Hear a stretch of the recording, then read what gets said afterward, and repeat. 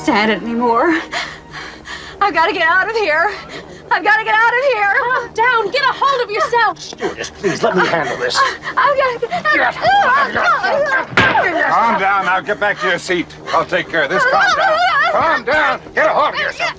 Doctor, you're wanted on the phone. Everything's gonna be all right. Please. Sister, please, I'll handle this. I've got to get out of here. Out of here. I've got to get out of here. Saying the words calm down, that is not verbal de-escalation, okay? I've seen a lot of videos where it seems to be that people think that is verbal de-escalation, but it is not. Think about it. If someone's yelling at you, calm down, how do you react? I mean, do you all of a sudden do like Roger does in this next video?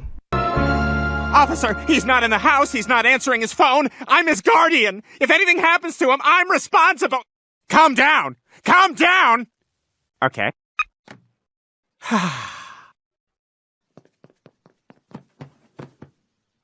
He was exactly right.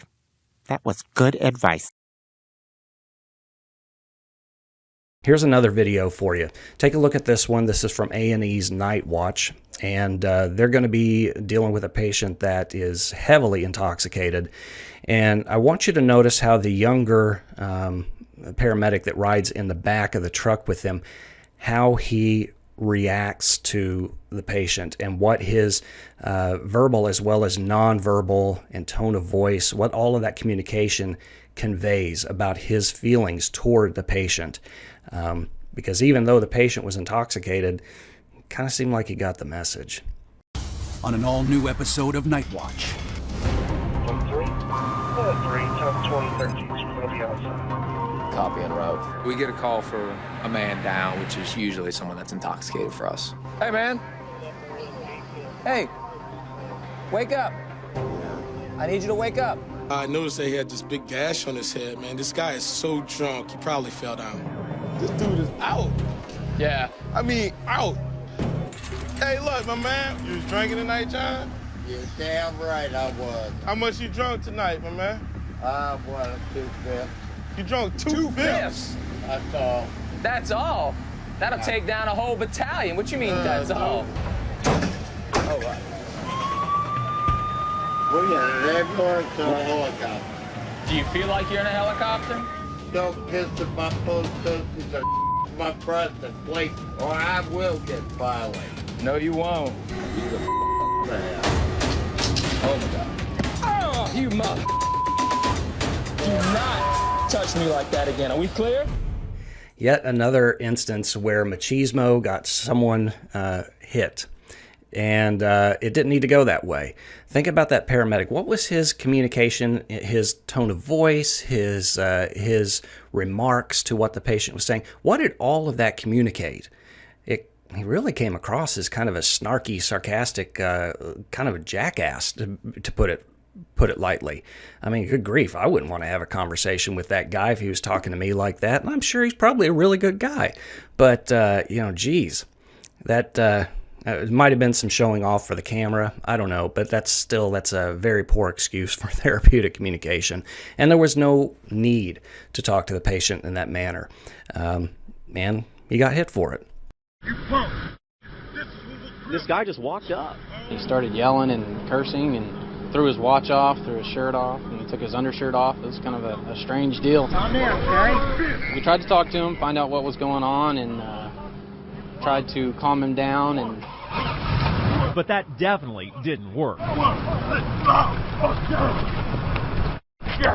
And as soon as we kind of started stepping towards the side of the road, he took a swing and hit me. IMSA supervisor Jason Duncan took a direct hit. I can definitely feel it. What are you guys taught to do when someone starts coming at you? Defend yourself. Once you're being attacked, you're taught to defend yourself, keep yourself safe. Jason, you're right. I'm great.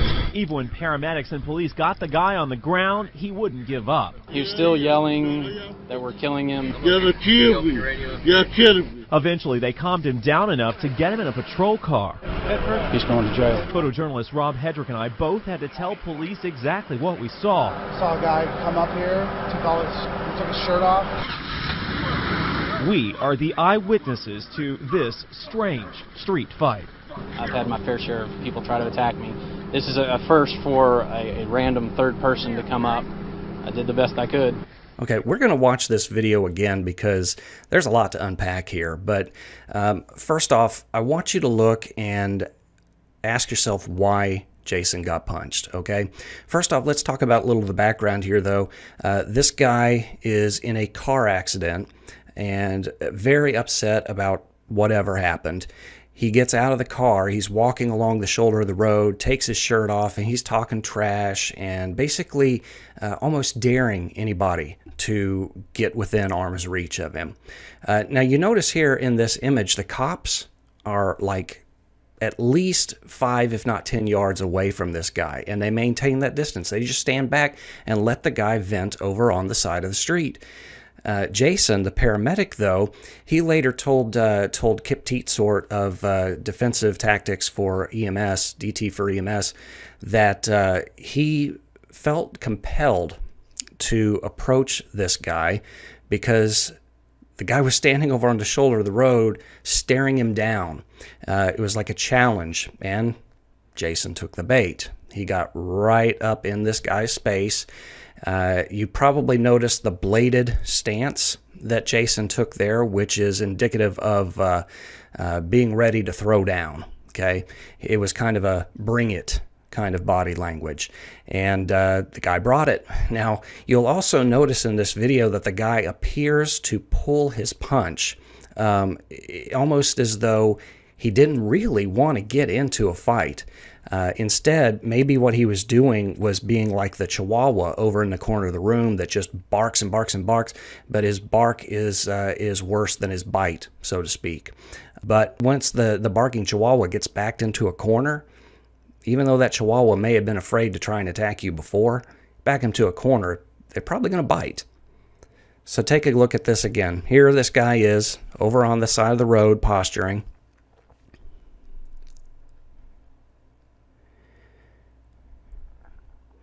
He's being the Chihuahua, barking in the corner of the room. Cops are keeping their distance. And then the cops run in after Jason's been hit. Look at the body position there. Bladed stance, there's the pulled punch, but still made contact.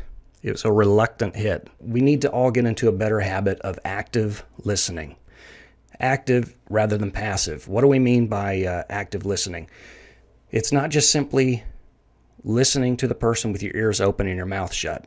You're actually doing a little bit of both. You're talking for the purpose of communicating that you have been listening and that you are still listening.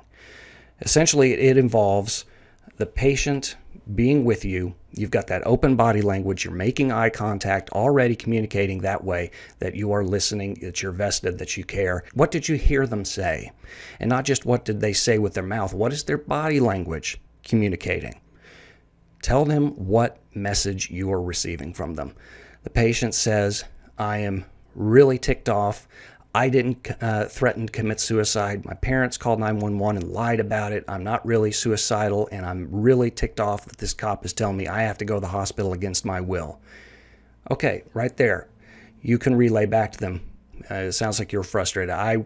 If that happened to me, I'd probably be really ticked off too. Okay, now what did I just do there? I validated the way they feel. I gave them permission to feel the frustration. I didn't say, you're wrong, the officer here is in the right. I didn't echo the sentiment that you don't have a right to refuse care. I'm not coming across as confrontational with anything that I'm saying there, okay?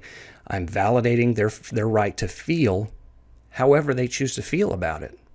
Whether it's true or not, their beliefs, that's irrelevant right now. I am communicating that they have the right to feel whatever they feel.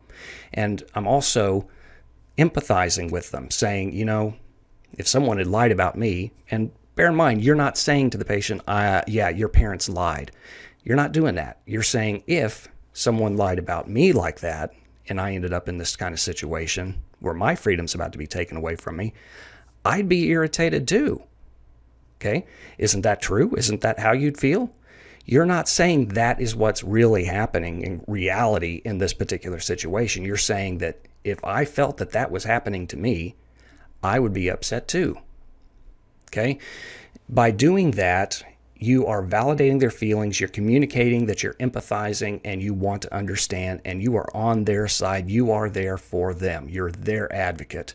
And that can go a long way to de-escalating a relatively tense situation, a volatile situation. You'd be surprised how dramatically that can change the dynamic and the feeling in the room. I hope that you've gained something from this today. If so, be sure to hit that like button and the subscribe button. Tick that little notification bell too. That'll give you an alert in your email anytime I upload something new that you might be interested in. Until next time, this is David Dalton. Take care. Be safe.